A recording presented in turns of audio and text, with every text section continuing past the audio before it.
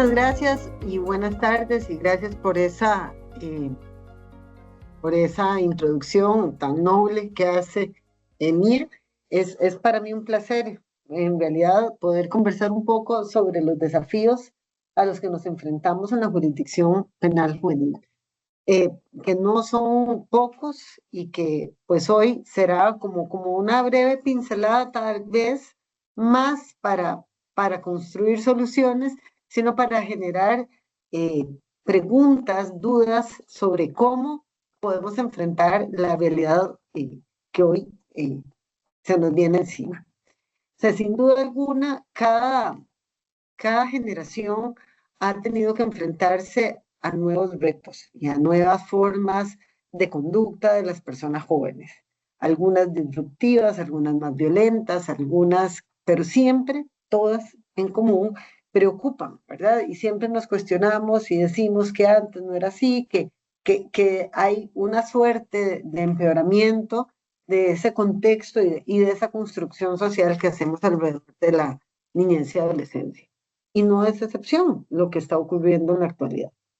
Entonces, esto nos lleva a varias cosas y nada más por un tema de que todos estemos, todas las personas que estamos aquí, intentando hablar del mismo idioma. Cuando nosotros hablamos de justicia juvenil o derecho penal juvenil, y en algunos otros países llaman justicia penal adolescente o la justicia del adolescente, lo cierto es que hablamos de un sistema, de un modelo de responsabilidad penal diferenciado para personas menores de edad. Y se diferencia a partir de comprender que claramente una persona menor de edad puede, o una persona menor de edad de entre cierta edad, a partir de cierta edad y antes de su mayoría de edad, según el país, que la mayoría de los países andamos por los 18 años, eh, es una persona capaz de infringir el ordenamiento jurídico. Es decir, partimos de que tiene una capacidad penal, aunque mucho menor, en función del estadio de desarrollo psicosocial en el cual se encuentra. Entonces, cuando nosotros partimos de que una persona menor de edad es capaz de infringir la ley penal, tenemos que plantearnos cómo reaccionamos ante eso. Y es aquí donde surge un modelo de responsabilidad penal juvenil basado en todo un conjunto de derechos propios de su edad, más allá de aquellos que ya han sido reconocidos para las personas adultas. Entonces, uno de esos principios básicos que nunca se nos debe olvidar, y menos en épocas de punitivismo tan marcados en la región, donde Costa Rica no es excepción, es que cualquier decisión punitiva o sancionatoria que podamos tomar en relación con una persona menor de edad debe serlo en función a las conductas que ha llevado a cabo. Y esas conductas deben configurar un delito y debe existir una declaración previa de culpabilidad. Esto nos lleva a entender, y esto es importante de cara a lo que nos dice la Convención sobre los Derechos del Niño, que la persona menor de edad se convierte en un sujeto de derechos. O sea, ya no es un objeto que protejo, que tutelo, que regulo, que traigo, que llevo, no, sino es un sujeto pleno de derechos que asume consecuencias por su conducta, pero es un sujeto de derechos que está cubierto todavía por un conjunto de garantías adicionales en función de su edad. Esas garantías que son las reconocidas a cualquier persona adulta sometida a un proceso penal son derechos irrenunciables. Las garantías procesales, todo ese conjunto de límites al control punitivo del Estado le son propias también a la persona menor de edad. Y es que aquí, además, entonces, es donde surge una diferencia esencial, por lo menos desde lo no solo desde el discurso, sino que debe ser una realidad. Y es que cuando nosotros juzgamos a una persona menor de edad, no nos enfocamos en el castigo y en la represión, sino que tenemos una meta. Y esa meta es que el delito no se vuelva una forma de vida de esa persona menor de edad. que el delito no defina el futuro de esa persona menor de edad. Entonces, desde esta perspectiva, cuando investigamos una conducta delictiva de una persona menor de edad, no vamos enfocados a determinar cómo vamos a castigar a esa persona menor de edad, sino que la meta debería ser, en un sistema democrático, respetuoso de los derechos humanos de las personas menores de edad, eh, procurar que el delito no se convierta en habitual, que esta persona menor de edad la podamos alejar del delito y que esto quede atrás y que se enfrente a una vida adulta con posibilidades, con alternativas diferentes a las delincuenciales. Entonces, es esencial para poder nosotros entender cuáles son los desafíos a los que nos enfrentamos y sin afán de entrar a profundidad a hablar de cada una de los institutos de la justicia juvenil, sí es importante tener claras las características de un modelo de justicia juvenil. Y es que esta justicia juvenil es especializada por una razón, es decir, la razón por la que hemos viajado históricamente por muchos sistemas, donde la persona menor no era imputable, donde era objeto de tutela y de protección, pero incapaz de comprender la naturaleza de sus conductas, a juzgarle igual que adultos, y ahora a estar en un modelo de justicia juvenil especializado, es precisamente porque se comprende que una persona adulta y una persona menor de edad no son iguales. El ser joven, el ser adolescente, el ser niño, tiene un sinfín de características que ahorita vamos a pasar, por lo menos como un repaso. Pero lo importante de esto es entender que estamos frente a un sujeto que es diferente a una persona adulta, que tiene habilidades distintas, que su desarrollo, de su conciencia moral, de su cerebro, de todo esto que llamamos madurez, todavía no ha finalizado. Eso nos lleva entonces a entender que un modelo de justicia juvenil es especializado y esa especialización no es solo adaptar un código o adaptar el Código Procesal Penal y hacerlo, o un penalito, como algunas veces uno escucha que nos llaman, ¿verdad? No, no, es que supone una estructura, una columna vertebral con valores, con principios, con fines, con institutos especiales y diferenciados del proceso penal de adultos. Y esto va desde los procedimientos, las partes que intervienen, hasta la variedad de la reacción jurídico-penal frente a la conducta delictiva. La desjudicialización y la diversificación de la reacción penal es regla, no excepcional, porque precisamente si lo que buscamos es que esta persona menor de edad no se quede en conductas disruptivas y delictivas, sino que podamos sacarla y reinsertarla socialmente, dándole herramientas de desarrollo personal, de laboral, educativas, que lo alejen precisamente de la vida delincuencial. No deberíamos esperar hasta llegar a sentencia o no deberíamos llegar a castigar con esa finalidad, sino que podemos tomar, o sea, la mejor justicia juvenil es aquella que es oportuna, es aquella que en la primera incursión de una persona menor de edad en el delito es abordada de forma eficiente. Entonces, la judicialización a través de sus institutos, como podemos hablar de la remisión, de la justicia restaurativa, de la conciliación, de la suspensión del proceso de prueba, más o menos en contextos restaurativos, se convierten en herramientas fundamentales para lograr los fines de la justicia juvenil. Y esa reacción que es diferenciada, que es judicializadora, no debe verse como una forma de impunidad, sino como una forma de aplicación al caso concreto de la solución que es la idónea, que es la necesaria y que es la proporcional. Esto va de la mano con un principio muy importante que contiene la Convención sobre los Derechos del Niño, igual como las reglas de Beijing, y en nuestro caso, la Ley de Justicia Penal Juvenil, que es el tema de la mínima intervención y el principio de subsidiariedad.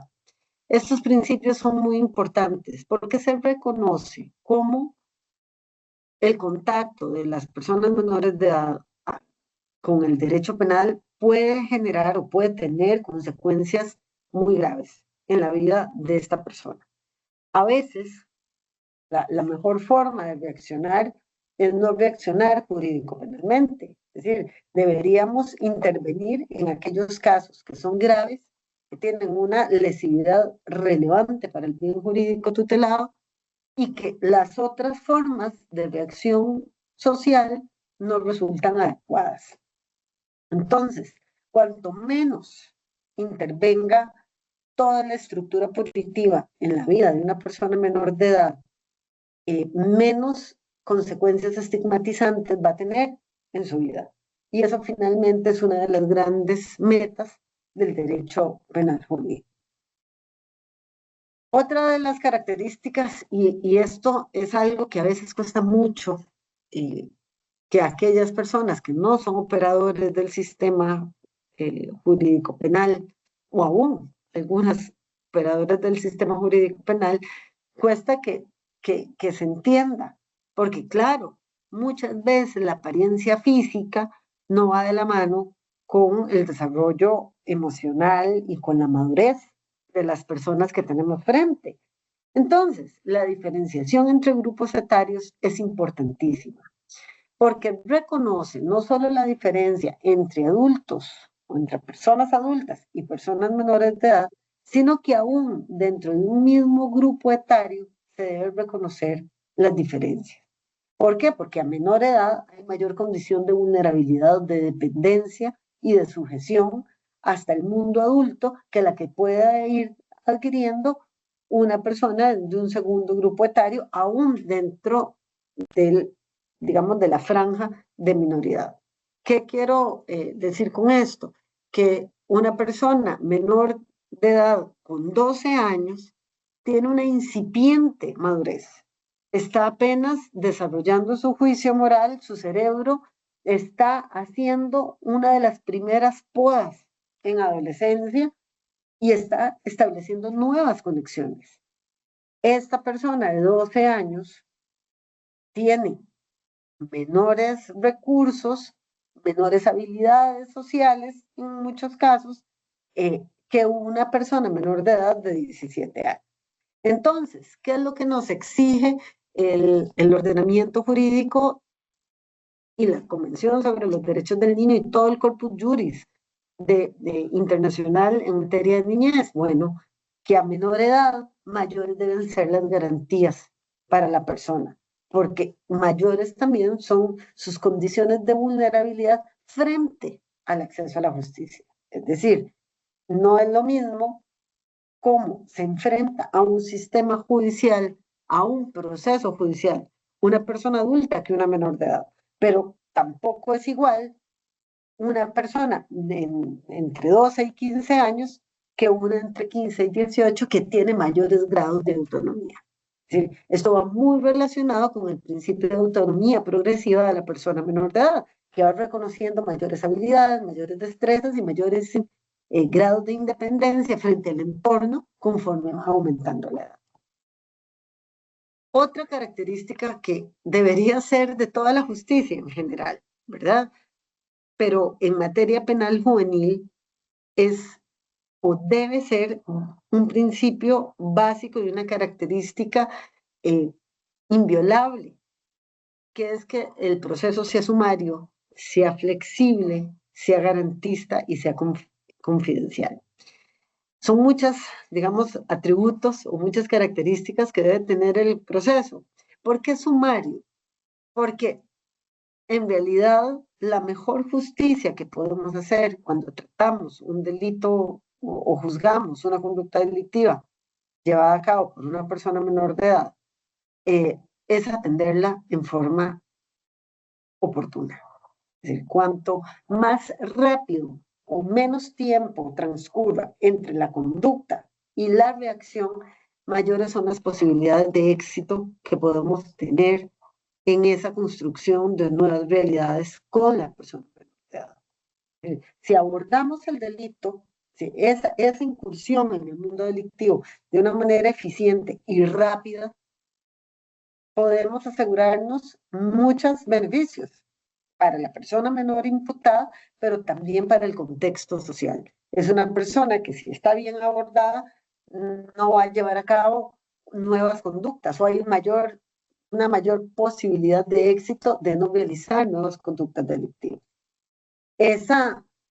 Un proceso flexible permite colocar a la persona menor de edad en el centro de todo nuestro quehacer.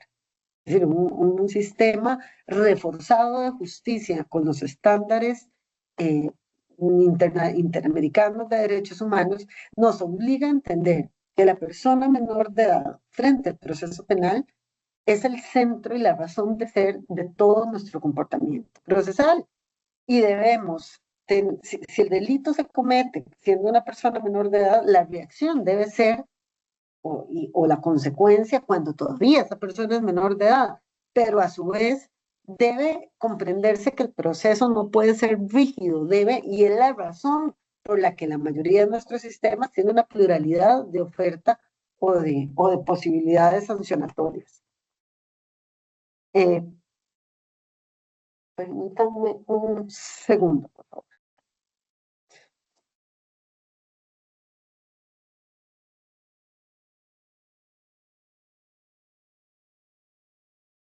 En razón de lo anterior, es precisamente por eso que también se habla de que debe ser un proceso garantista, que permita a la persona menor de edad ejercer todos sus derechos, que se proteja a esa persona menor de edad, aún estando en un modelo y en un sistema de responsabilidad.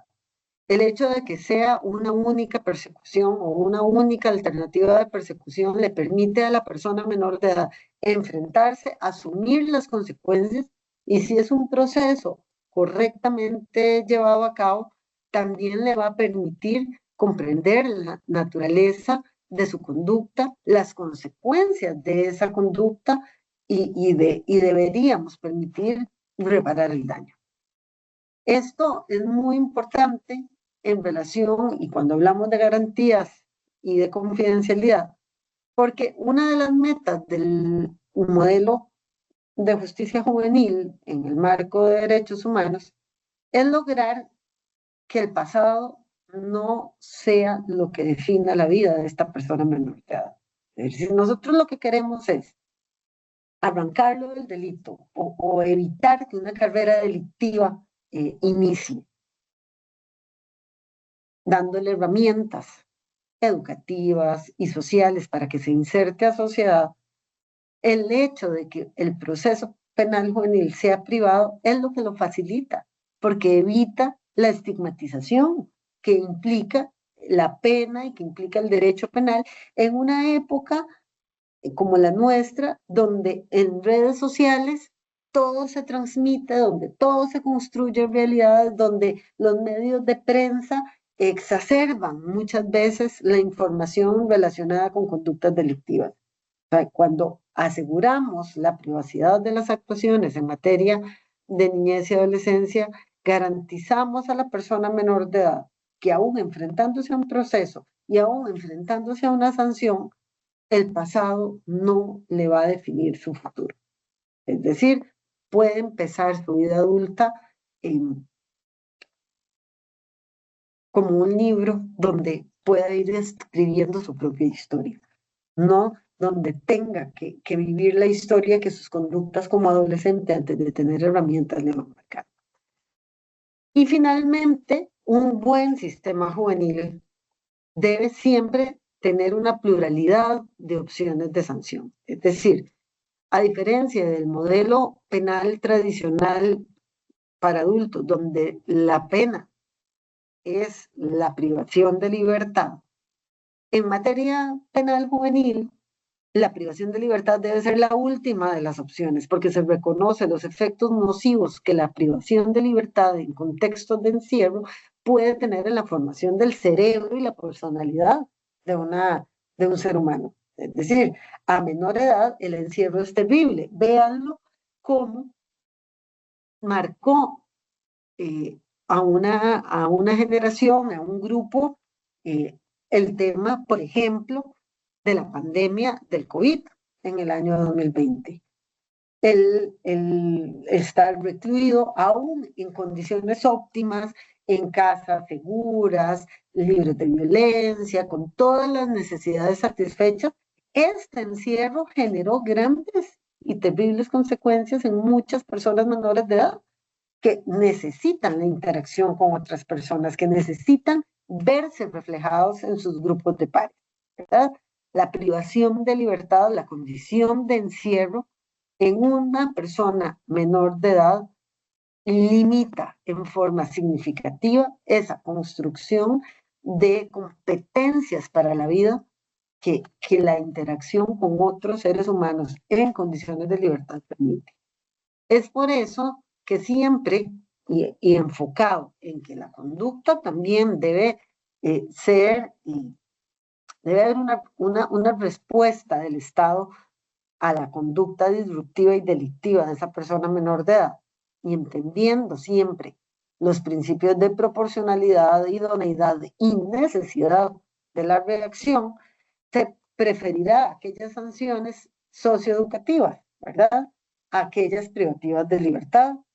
Eh, en materia penal juvenil, igual como en adultos, el fin de que la persona menor de edad se comporte bien, que se adecue, no puede llevarnos tampoco a sanciones indeterminadas o a plazos indeterminados y discrecionales, porque esto iría en contra precisamente de todas las garantías procesales para un ser humano que debe responder sí por su conducta, pero debe saber cuál es el marco, hasta dónde y cuál es el límite de su respuesta.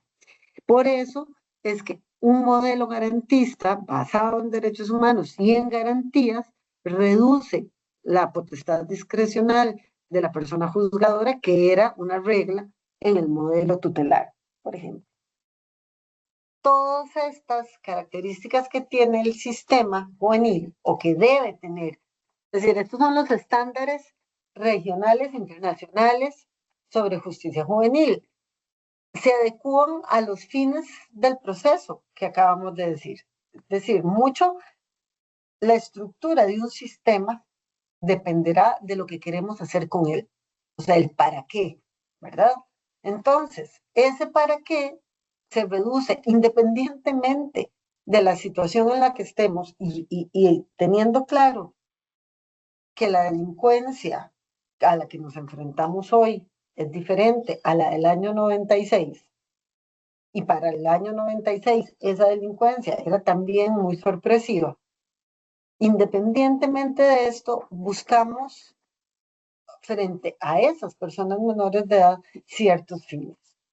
La prevención siempre es la finalidad, eh, digamos, cumbre que tenemos todos. Es decir, los que pensemos en nuestra formación particular cuando fuimos personas menores de edad en nuestra casa. Es decir, la mayoría de las reglas que habían en nuestra casa, de las órdenes que nos daban nuestros progenitores o las personas adultas a cargo, siempre iban en una línea de prevenir algún mal, es decir, de prevenir que hubiera alguna situación negativa, desagradable, peligrosa. Bueno, el proceso penal juvenil, su principal función es que las personas menores de edad se alejen del delito.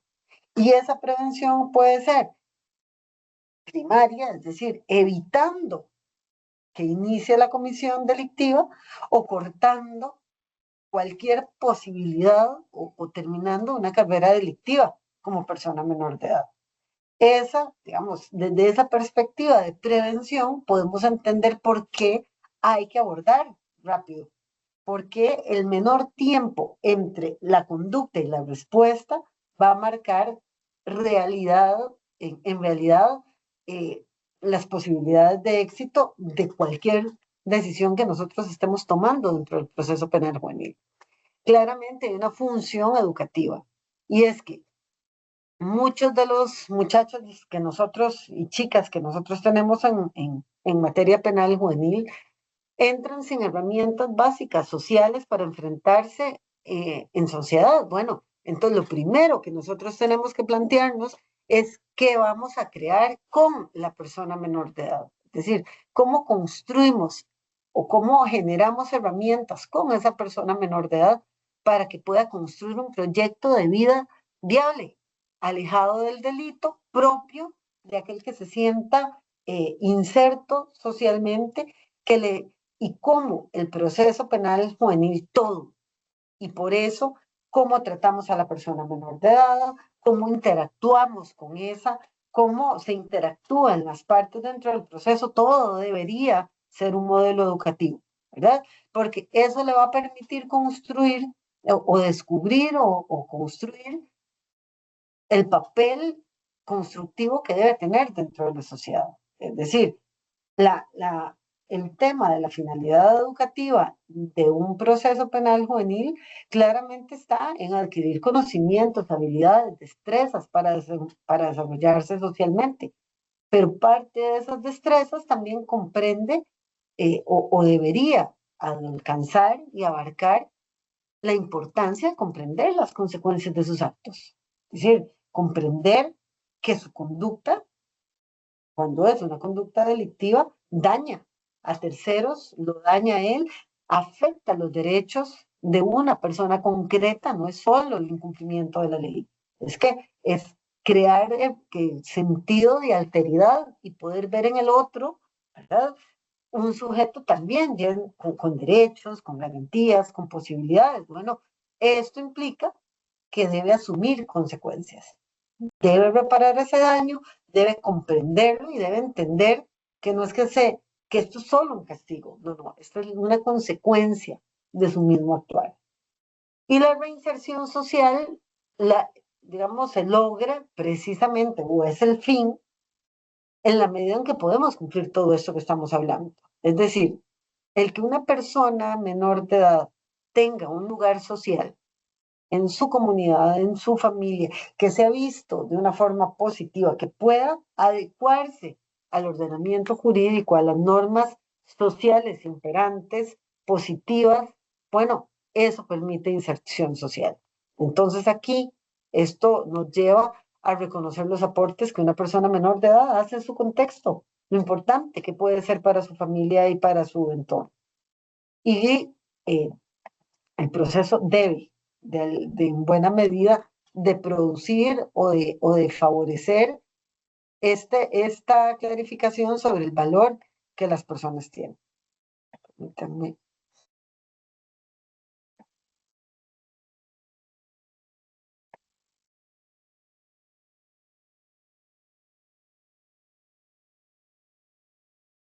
Finalmente, entonces, y ya solo para cerrar esa primera parte y ya poder entonces hablar de cuáles son los retos de hoy, ¿verdad? La persona menor de edad debe, a lo largo del proceso, y es algo que todos los operadores jurídicos deberíamos colaborar o comprender, es que el delito causa un daño. La conducta delictiva daña económicamente, socialmente, psicológicamente a la víctima, afecta, digamos, a la comunidad, afecta a su entorno, ¿verdad? Pero es importantísimo también que entienda que el delito lo afecta o la afecta como persona. Es decir, que lleva una afectación a su entorno más cercano. Es decir, que es algo que lo daña. Y por eso entonces es que hablábamos precisamente, y aquí empezamos con los retos, porque este es uno de los retos a los que nos estamos enfrentando hoy.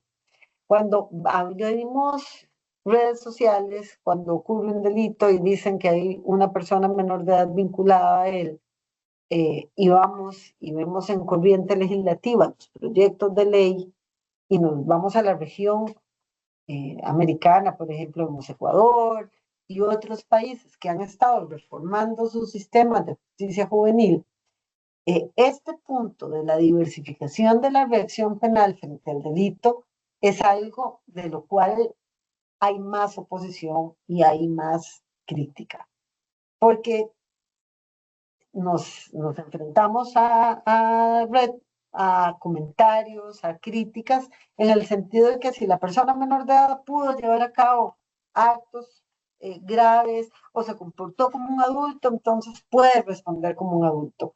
Eso nos lleva a grandes discusiones porque en realidad no es así.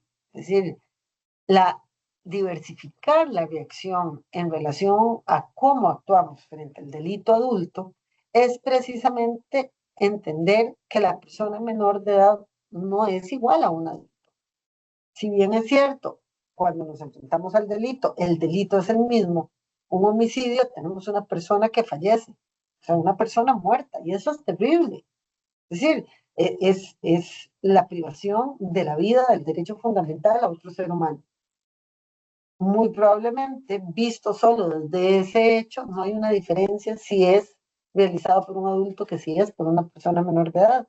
Pero en función de todo lo que podemos hacer por esa persona menor de edad y con esa persona menor de edad y las características en desarrollo de vulnerabilidad, dependencia, manipulación que puede tener una persona menor de edad, no podemos reaccionar igual que frente a una persona. Y entonces aquí, esto que hablábamos de la prevención especial positiva, de la subsidiariedad y de la mínima intervención, se deben volver reglas al momento de abordar, tanto desde lo legislativo y desde la práctica judicial, el delito juvenil.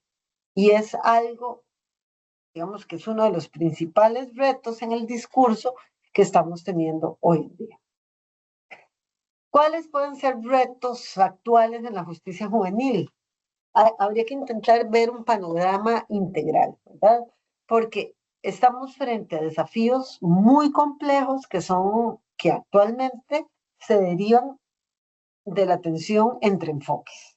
Es decir, cuando nosotros vemos prensa y redes sociales, vemos claramente cómo ha habido un aumento y un fortalecimiento de una visión o un enfoque punitivista retributivo. Es decir, sancionemos más, utilicemos el derecho penal cada vez más para regular, para dirigir, para administrar, y claramente, cuando estamos frente a personas menores de edad, donde tenemos un imaginario de lo que debe ser una persona adolescente, ¿verdad? Que debe ser bueno, y si hablamos de niños, nos imaginamos casi que con colitas y pantalones cortos y buenos y amables y simpáticos y dulces, ¿verdad? Tenemos que desmontar un poco esa idealización de lo que queremos que sea una persona adolescente, pero cuando hablamos de una persona adolescente que comete un delito, ese enfoque retributivo y punitivista toma una fuerza inmensa, ¿verdad? Porque, y aquí se nos mete otra vez los resabios de la situación irregular.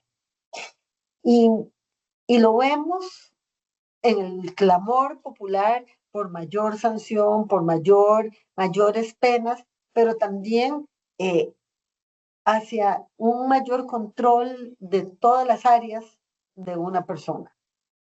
Y entonces, esos enfoques chocan claramente cuando nosotros hablamos con de los derechos humanos de la niñez y de la juventud, porque entonces esos dos sistemas nos llevan, por un lado, a asegurarnos garantías, a considerar y visibilizar la edad y la condición etaria de una persona, y en la otra nos lleva a enfatizar en el castigo y en la represión, olvidando parte de los fines que persigue la justicia juvenil.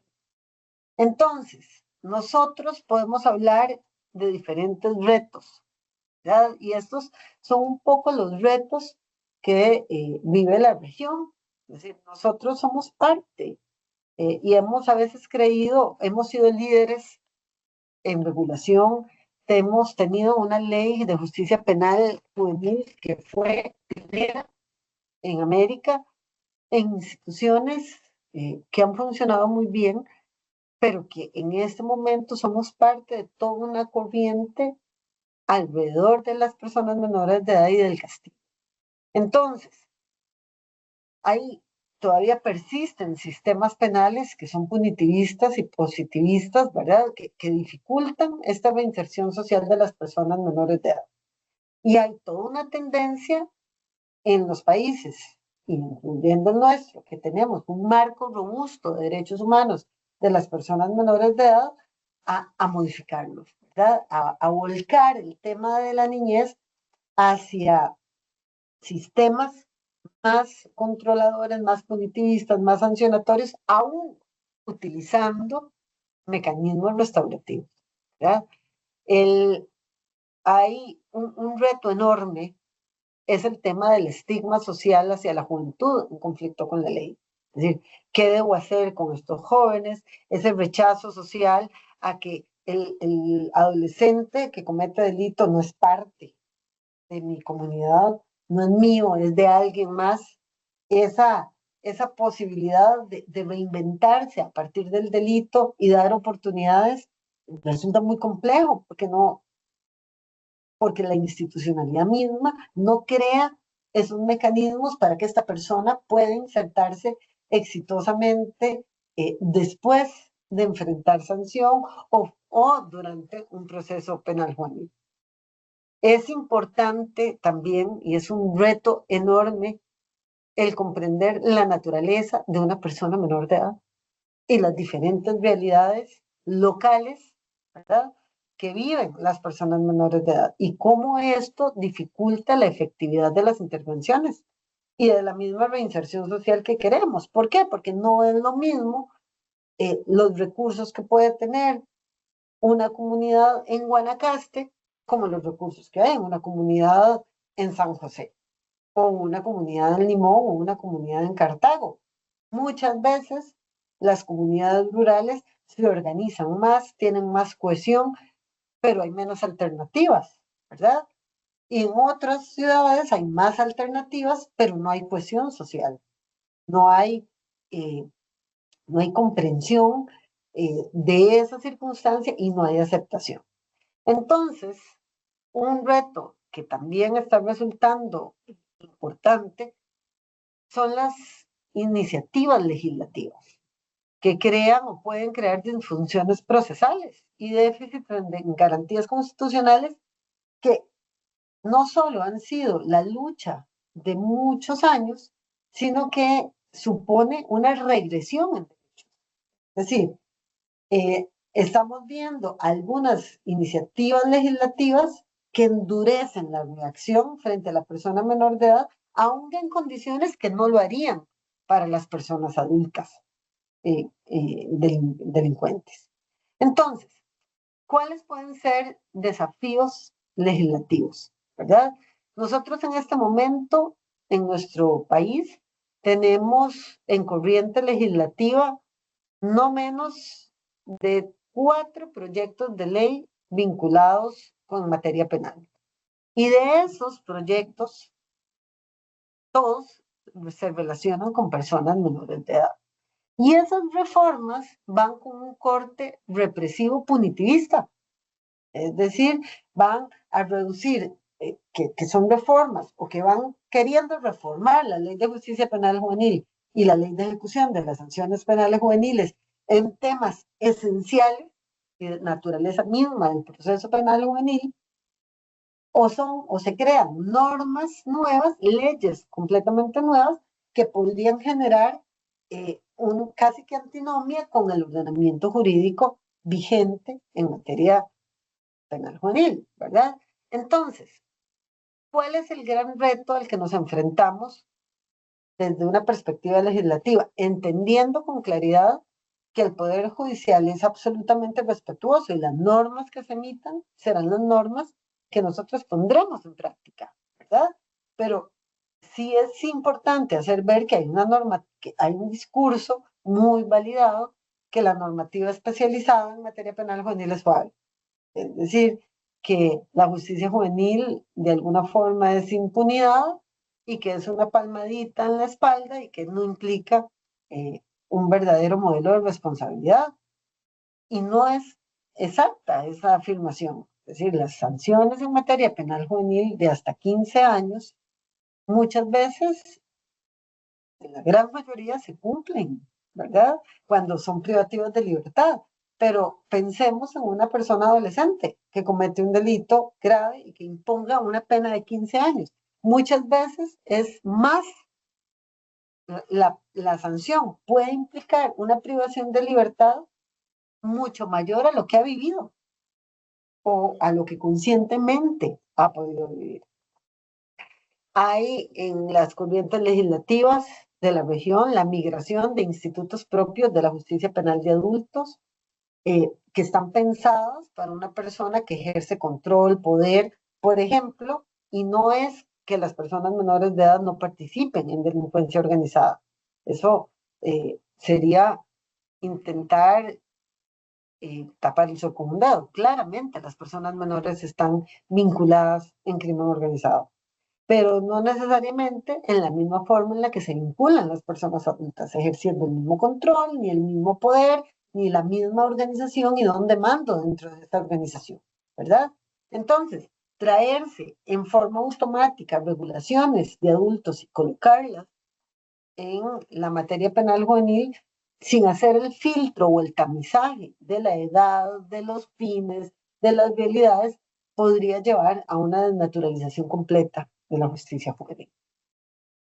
Esto también lo hemos desde esta esfera legislativa, que es la invisibilización de la condición etaria de la que hablábamos hace un ratito. Es decir, entender que los adultos y los niños son personas diferentes, no es un tema nada más de lenguaje, ni es solo un tema discursivo, es que hay una realidad. Es decir, desde las neurociencias sabemos que el desarrollo del cerebro no ha finalizado.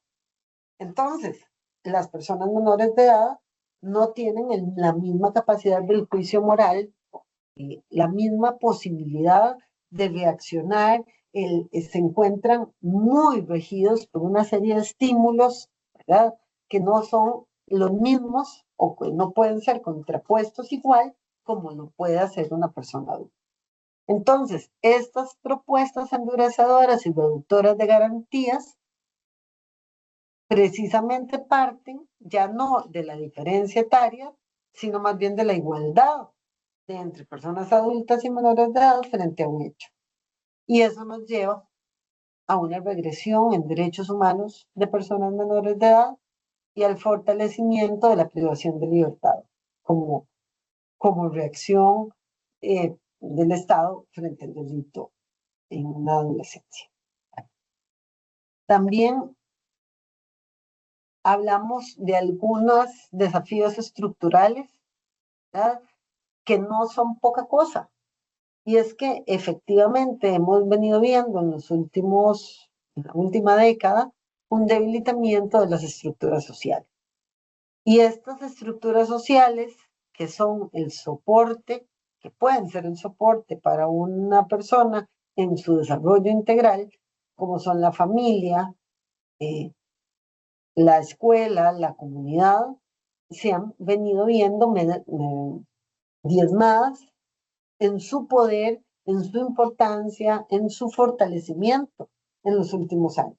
Es decir, la familia no ejerciendo ese rol de protección, de cuidado, de lugar seguro, ¿verdad? Tenemos altos niveles y normalización de la violencia desde las redes, desde lo cotidiano, desde las relaciones entre iguales, y eso necesariamente debilita cuando además tenemos una escuela que entendida en el sentido amplio, que está resultando excluyente, que no está resultando ser un lugar seguro para muchas personas menores de edad. Sin duda alguna, eh, digamos, la pandemia del COVID tuvo grandes efectos y uno de los efectos fue en la escolaridad, que afectó a sectores más que a otros. Es decir, mientras que la gran mayoría de las escuelas y colegios privados no paró durante pandemia, las escuelas públicas vieron claramente reducidas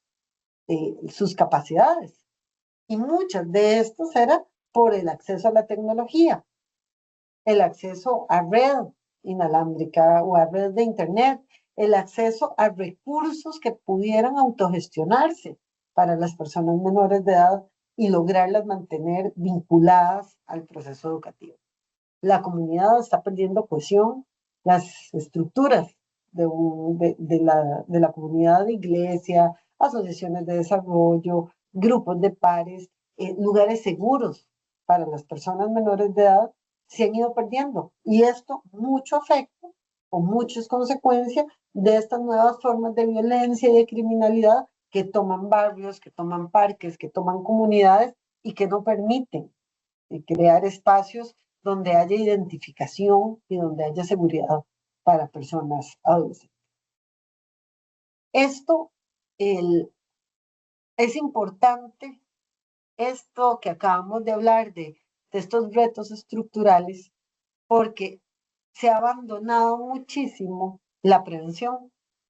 Es decir, todos los discursos que hablamos actualmente, que vemos y que las banderas con las que queremos proteger el país o que con ellas protegemos al país de la delincuencia, van en la línea de la reacción y del endurecimiento, pero poco van en trabajar en prevención, en cómo evitar, digamos, cómo fortalecer algunas estructuras para que las personas menores de edad no delinquen. Y empezamos a crear una serie de leyes para castigar conductas que en la gran medida son características de las personas adolescentes. Es decir, oímos muchas veces que es que los jóvenes, los adolescentes de ahora son oposicionistas. Bueno, es que una característica de una persona adolescente en buena medida es su oposicionismo. Es decir, está creando, se está formando, está generando identidad consigo mismo, se está reconociendo, quiere hacerse un espacio. El oposicionismo en la adolescencia es característico y hasta es necesario para poder identificarse y crear personalidad y crear metas y crear una línea de pensamiento propia. La imaginación, la angustia del día a día, del calzar, de lo que viene, de las expectativas que genera el entorno adulto alrededor, también lleva a un descontrol emocional. Y es que aquí es importantísimo el tema hormonal. Es decir, en la etapa adolescente, como decíamos, hay toda una poda neuronal. Es decir, hay un montón de cosas que las personas menores de edad sabían hacer, que ya no les sirven, que se eliminan y vienen nuevas. Pero esa adolescencia supone enfrentarse a aprender de nuevo cómo ser adolescente, cómo manejar las emociones, cómo ese descubrirse a sí mismo, descubrir su sexualidad, descubrir el entorno, querer ser adulto, querer ser tratado como niño, querer protección, pero a su vez querer independencia. Es decir, es una etapa muy compleja en la vida de todo ser humano. Y aquí yo les insto a que se vean en el espejo de la adolescencia. ¿Cómo fue ser adolescente? ¿Qué se sentía enfrentarse a un mundo diferente, a un mundo entre iguales? O sea, donde se quiere ser diferente, pero se quiere calzar, donde hay tanto miedo de si estoy bien, si estoy mal, si estoy acomodándome, si soy la persona que quiero ser, confundido por las cosas que me gustan o las que ya no me gustan, que me gustaban ayer. Bueno, ser adolescente no es fácil.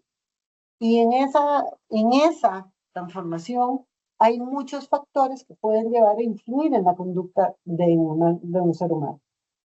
Eso que nos lleva precisamente es lo que nos obliga a entender que hay factores protectores. Y es aquí donde el mayor reto que creo que nos estamos enfrentando hoy es a este debilitamiento de estos factores protectores. Y que la propia institucionalidad tiene que trabajar en fortalecer o crear herramientas para poder fortalecer estas herramientas protectoras, porque es la única forma de prevenir el delito.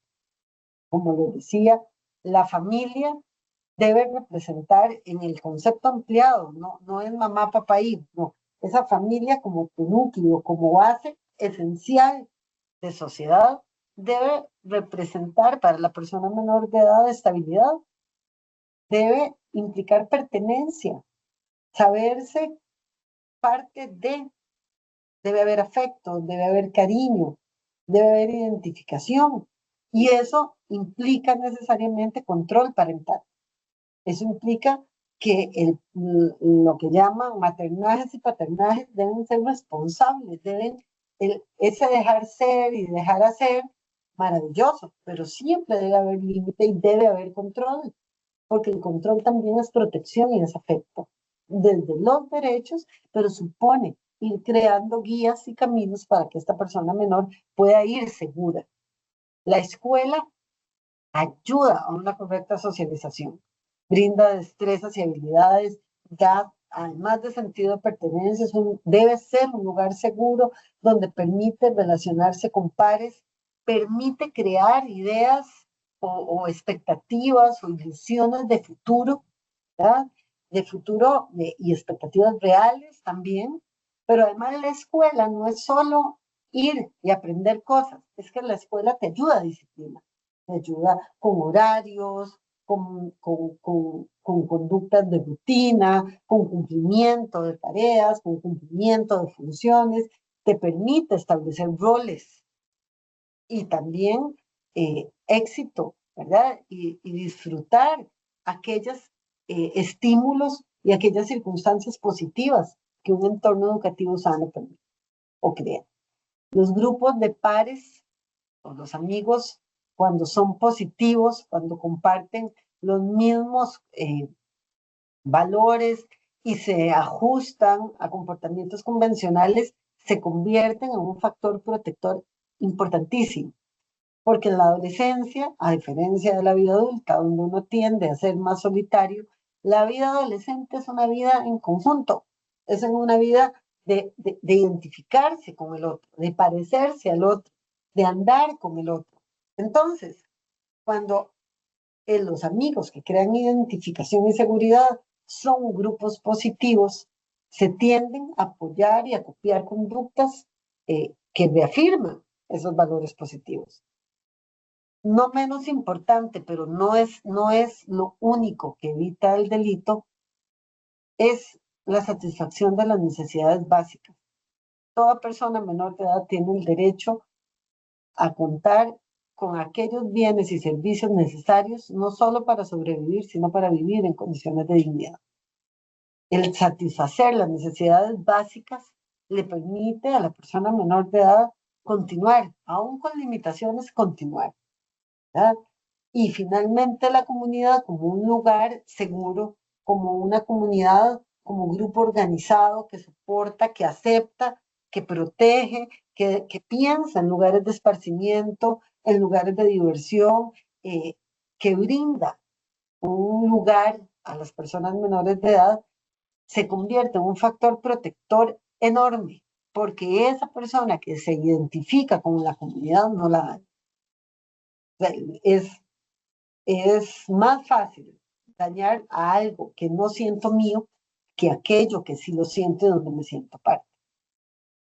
Por eso, vean aquí, en comparación con el anterior, cuáles pueden ser factores de riesgo individuales y sociales de comisión delictiva. Y aquellos que trabajamos en materia penal juvenil, pensemos en los casos, porque tenemos muchos que recordamos que tienen nombre, cara, apodo, que hemos visto pasar por nuestros despachos. ¿Cuántos de los nuestros tienen todas estas características o estas circunstancias de las que estamos hablando aquí? Es decir, ¿cuántos de estos chicos que nos llegan tienen deserción escolar, tienen una familia, o sea, llegan solos a los procesos? No hay límites y muchas veces le reclamamos a ese muchacho al imponer una medida cautelar que se le impone porque andaba tarde de la noche y sus padres no sabían dónde estaba. Bueno, ¿qué es lo que nos dice aquí? Que faltan patrones o que faltan, sí, patrones de conducta, de control, roles parentales adecuados, ¿verdad?, que ejerzan control. También nos vamos a encontrar que es muy común chicos que además de estar en condiciones de pobreza, de no satisfacción de necesidades, se enfrentan a una comunidad violenta, donde los líderes de esa comunidad son precisamente pares negativos o con conductas delictivas, que ofrecen lo que la comunidad no brinda o lo que la familia no brinda. Es decir, ofrecen un lugar, validarlos, sentirse importantes y además satisfacer necesidades económicas. Y a veces, y en la gran mayoría de nuestros casos, nos encontramos con personas donde el consumo de drogas es un canal o un gancho precisamente para iniciar vida delincuencial. Entonces, a partir de esto, nosotros deberíamos hablar, ya hablamos de los retos legislativos. Bueno, es que esto, perdón que me devuelva, debe ser parte de cualquier estrategia legislativa. El comprender cómo yo voy a crear un adecuado sistema jurídico implica comprender cuáles son las características de las personas adolescentes. ¿Cuáles pueden ser factores protectores? ¿Para qué? Para que la institucionalidad trabaje, para fortalecer la escuela, fortalecer familias, prevenir violencia, manejar discursos menos violentos y menos agresivos en la escuela, lograr trabajar mecanismos de resolución de conflictos efectivos, ¿verdad? Para lograr sostener a estos chicos en la escuela.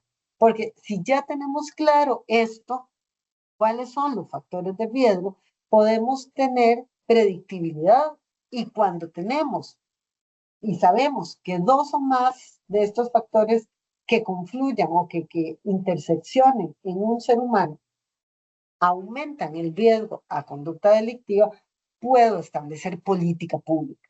Y ese es el mayor reto que deberíamos tener como país, el establecer una política pública que vaya acompañada de acciones concretas en la administración, de acciones legislativas, normativas que adecúen el ordenamiento jurídico a las realidades, sí, sin abandonar los principios que rigen la materia, y que también nos den herramientas desde lo judicial para poder ponerlos en práctica. Entonces, cuando llegamos a los retos en materia judicial, también tenemos que hacer un análisis introspectivo, o sea, cómo nos estamos enfrentando a esta delincuencia juvenil. Bueno, si nosotros decimos que el ser humano debe ser el centro de nuestra labor, lo primero que tenemos que hacer es sensibilizarnos, ¿sí? Entender que estamos frente a una persona diferente a un adulto. Y eso implica desde el personal técnico, pasando por la policía judicial, el Ministerio Público y la defensa, hasta la judicatura. Es decir, y esto no es ni pobrecito, ni generar lástima, ni considerar que no son capaces de cometer delitos. No, eso es sensibilizar y es entender y ponernos los anteojos de la niñez y comprender que hay formas diferentes de reacción. Porque ese ser humano que se nos acerca en un proceso judicial no es igual, y por lo tanto no puedo reaccionar igual, y tengo que utilizar mayores mecanismos para lograr salvar a este muchacho. Porque si en algo hay esperanza es en la justicia juvenil. Hay posibilidad de transformación, posibilidad de cambio y de construcción de realidades diferentes. Y eso nos lleva también a la preparación y a la especialización. Y esto nos obliga a dar calidad del servicio, no solo a la persona menor imputada, también a la persona víctima, que se llega a un proceso con expectativas, que ha sido violentado en sus derechos y que muchas veces no sabe ni entiende el proceso penal. Y no entiende tampoco por qué, frente a esta conducta, la reacción va a ser diferente si es entre un adulto y una persona menor de edad. Es decir, la calidad del servicio también implica en lograr sensibilizar a aquel que llega a pedir respuesta para que comprenda por qué no se va a reaccionar de la forma como se reaccionaría frente a un adulto. Esto, la preparación y la especialización nos lleva a respuestas o abordajes adecuados. Es decir, deben ser eficientes, deben ser oportunos y deben ser los adecuados. ¿Por qué?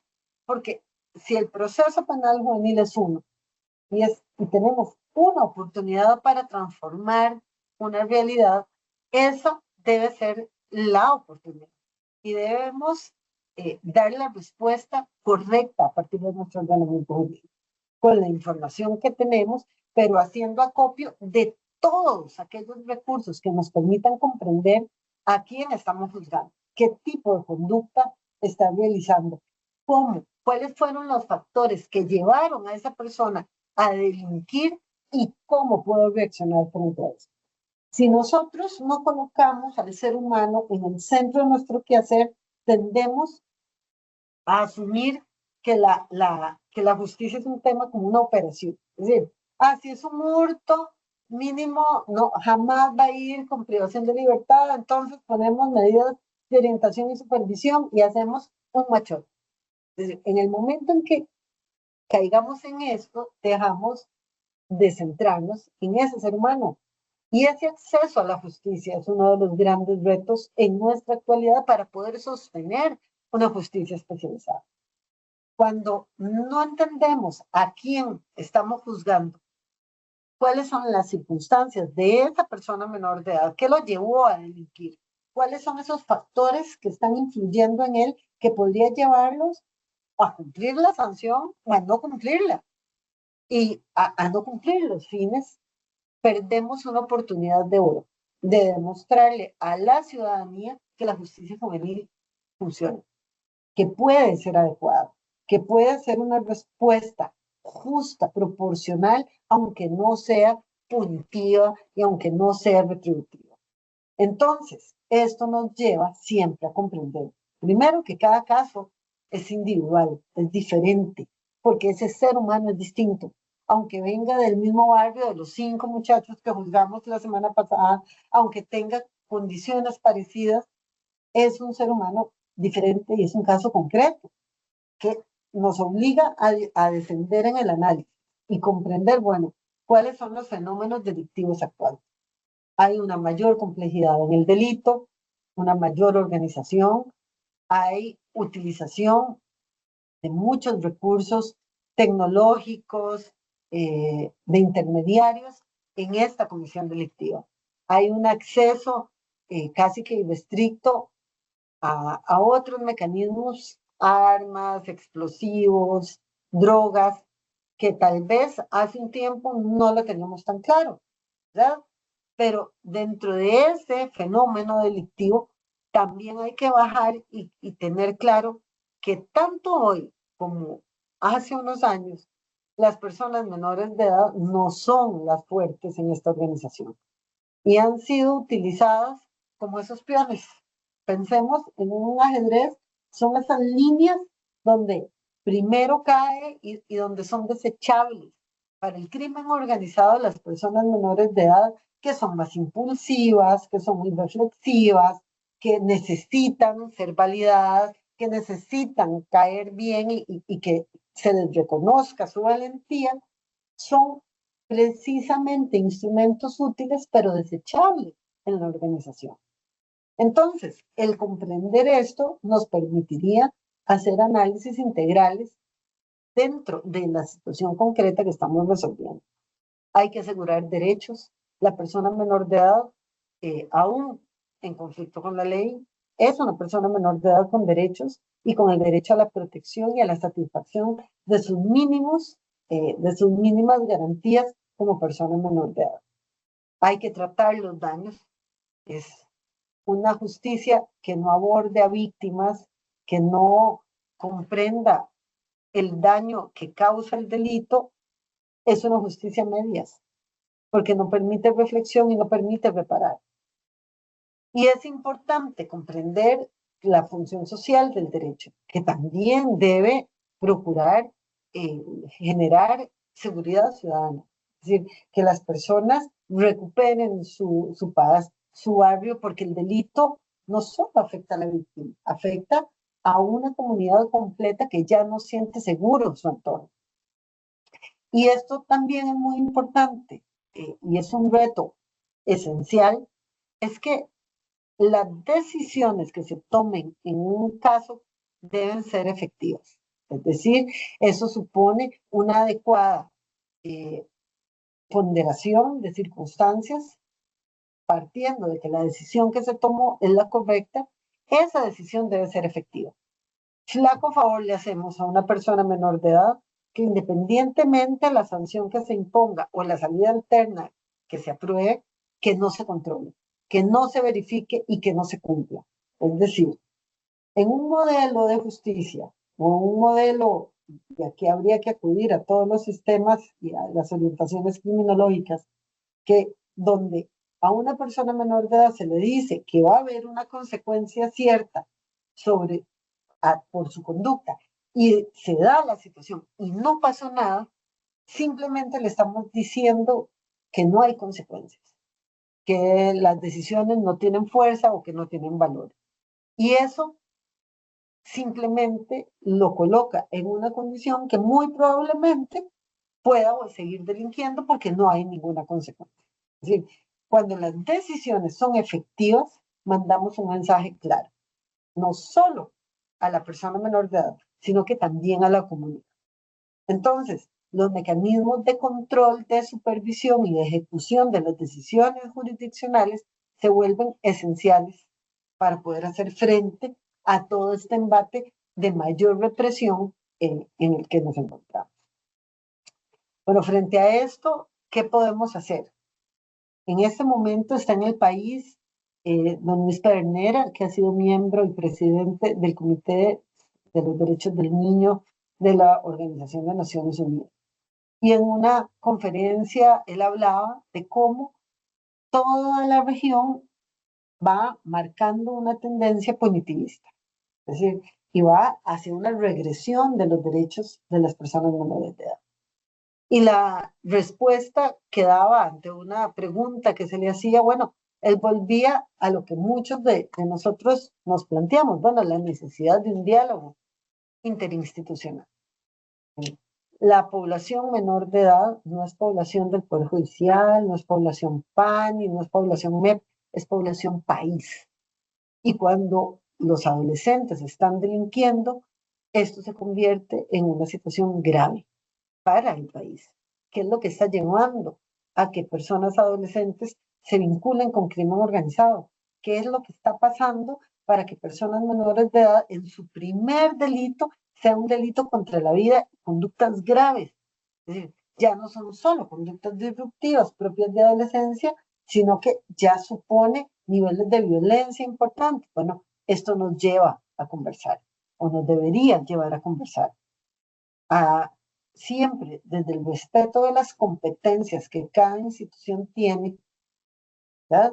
Nos debería llevar también a exigir el cumplimiento de esas obligaciones que la Constitución y la ley nos dio. Es decir, no se vale decir que no tenemos opciones, no se vale decir que esta no es nuestra población, no, no, porque es población país.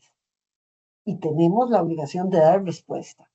Esto nos lleva a que tenemos juntos que construir alternativas de respuesta.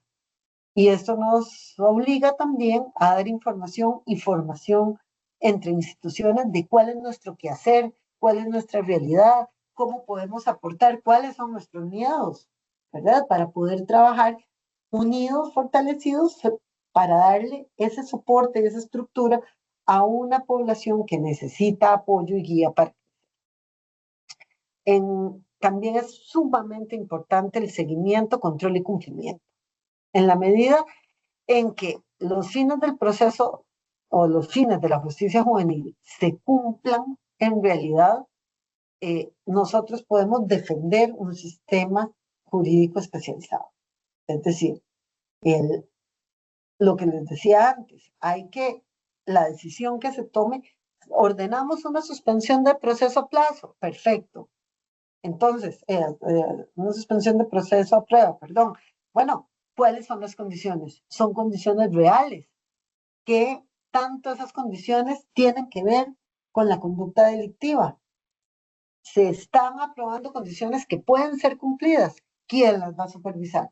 ¿Cómo las va a supervisar? Es decir, es efectivo para el caso concreto. ¿Qué ocurre si no se cumple?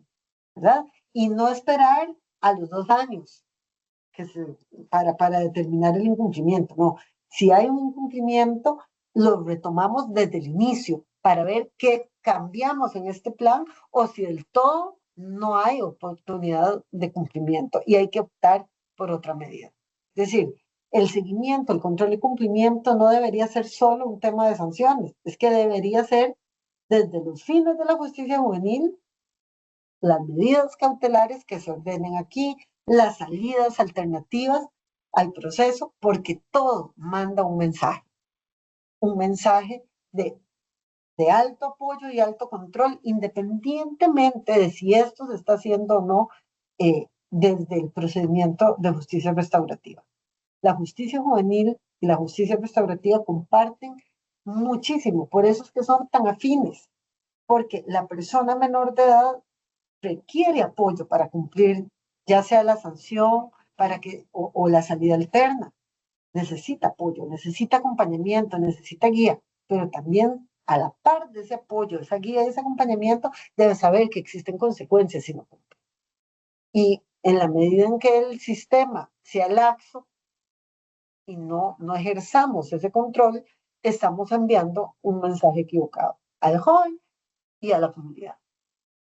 Y sin duda alguna, y esto es una labor que debemos realizar todos los que trabajamos con población niñez, es fortalecer la prevención.